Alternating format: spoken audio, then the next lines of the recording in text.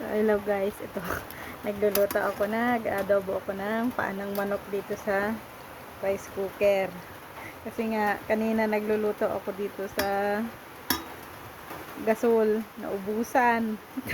Ito yung pinaglulutuan kanina sa gasol, naubos, kaya tinuloy ko dito. Ay, mahirap kasi magluto sa kahoy kasi nga maulan. Malapit na siyang maluto. So, story time. Ayaw ng asawa ko pala ng paanang manok. So, akala ko gusto niya. So, bumili ako kasi matagal na kaming hindi nag-ulam. Ayun. Pero no choice, nakabili na. Sayang naman daw. Lutuin na lang. At, ayan may nilagang itlog. Nilagyan ko itlog. Ulam nilang 3. Tikman natin. Luto na. Ayan. Niluto ko to sa cola at oyster sauce. Ayan, ang bango.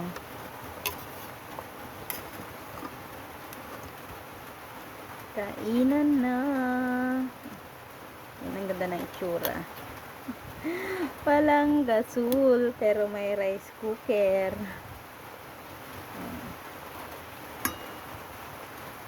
Luto na, kainan na. Okay na tong sabaw na to, ang lapot.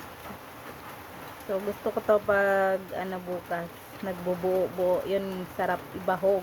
Masarap siyang ilagay sa kanin pag nagbuo-buo yung sabaw niya, di ba? So ayan guys, luto na, kainan na. Ito yung kanin namin tinanggal ko sa rice cooker kanina. Ayan. Kainan na guys. Let's eat.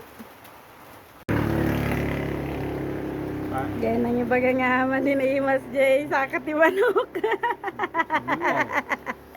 Nagtulangan namin natin eh. Nagtulangan tayo ata. Kunang tatay ba din na imas. Isungan niling tanga itlog kaya mau. Kasi nga mag-anas na ilang mga. Oh, basitan. Doa kami lang nagsida.